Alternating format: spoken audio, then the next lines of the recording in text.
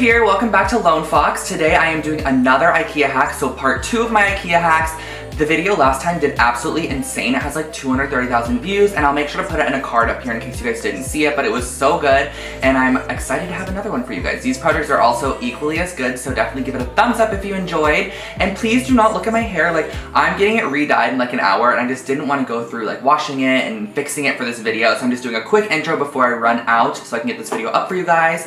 But yeah, in the next video my hair will be nice and fresh and good, so definitely don't look at it now. And I also wanted to ask you guys if you have any ideas for any future videos, any ideas at all, like do you want more IKEA hacks, what do you want to see on this channel, definitely give me a comment in the comment section below, because anything is going to help me out. I want to create as many videos as I can for you guys, and thumbs up your favorite ideas in the comment section too if you see any that you like, and let's just get into these projects.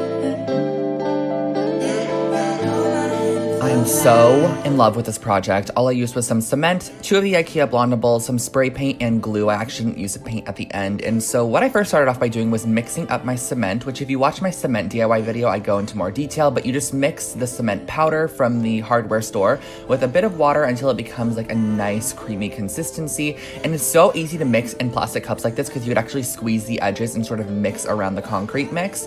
And then I put it in 1/2 of my IKEA bowl. So these are just small little mixing bowls. They're about $1.50 each. So this project literally probably cost $3.50.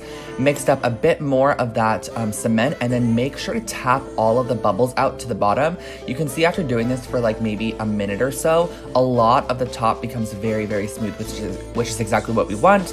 And then you're gonna let it dry for about 2 to 3 hours, and then use some E6000 adhesive, which is great for metal, to bond both of your little mixing bowls together like this.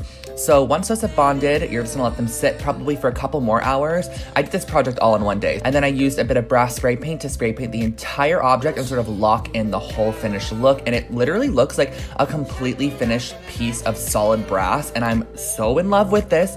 Put a candle on it or display whatever you want on it.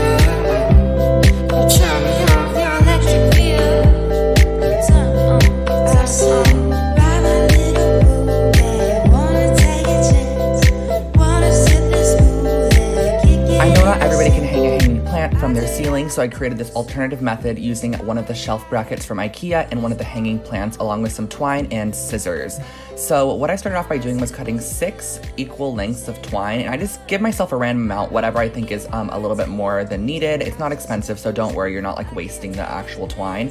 And I tied all 6 strands together at the bottom with a knot, and then just cut off all that excess on the end. This is going to be underneath the potter, and then I'm going to separate them into 2 strand sections and do some square knots. And this part, if you guys watch my macrame DIY video, which I'll make sure to link in the description box below, I really go into more detail on this, but all you're gonna do is do square knots all around the whole parameter of this circle. And a square knot is essentially right over left, left over right.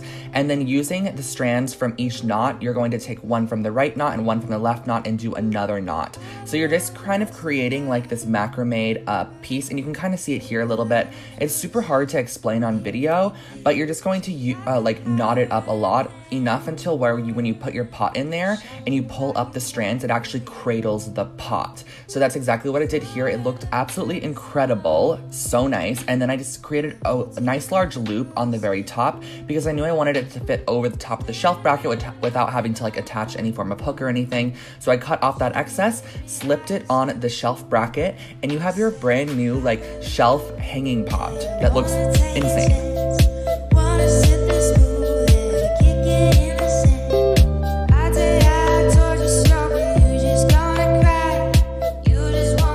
Last but not least, we have this abstract wall hanging, which I'm totally in love with. And what I used was the IKEA cork trivets, which are those cork pieces, some hot glue, cording, paint, and then some tape. So I laid them out first just to sort of see where I wanted to tape them off. And I used just a tiny bit of Scotch tape to create a line on each of them very randomly. I didn't do it with any like measurements or anything.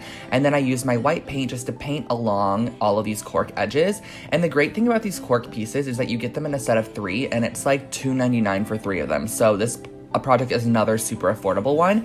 And a great method for painting cork, if you've never done it before, because I personally hadn't done it prior, is to really like stipple it with your brush. So make sure to pounce up and down a lot to get it in all the little like nooks and crannies, because cork is very like textured. So there's lots of spots that you might miss, or there might be like holes or gaps. So just make sure to like stipple it up and down. And then once it's all dry, you can pull off your tape pieces and it reveals a nice clean line. And then after that, I laid them down on my table just to sort of get the placement for where I wanted them to go on my wall hanging. I really wanted to be abstract and geometric. So I took a little bit of this macrame cording and cut 4 equal strands, enough that would like attach them together.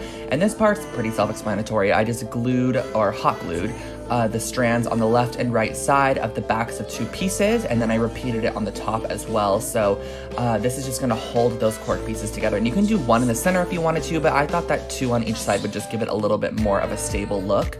And then I also reinforced all those hot glue edges with just a ton of hot glue to make sure that it was really nice and sturdy. Last but not least, created a tiny loop with a bit of cord at the top just so I could hang it, and of course reinforce that as well. And then you are completely finished with your project.